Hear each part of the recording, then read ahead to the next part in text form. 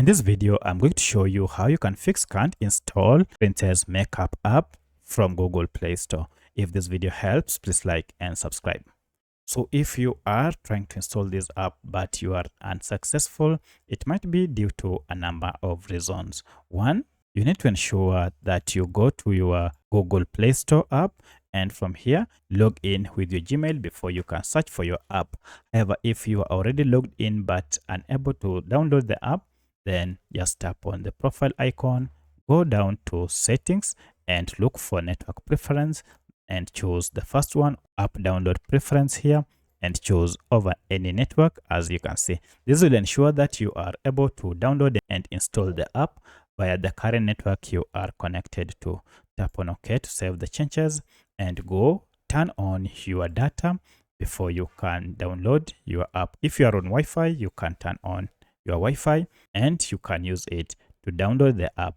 However, if this was not possible, even after doing this, then the problem might be with Play Store itself. For that, you need to access Play Store app info page. And to do that, just long press on your app and you should see app info. If you don't see this, you have a settings gear next to it or even the name of the app. Tap on any of this to access Play Store app info page. At this point, we want to clear Play Store cache data or data. And you can do this by going to clear data down below and choose the last option, clear cache, and OK.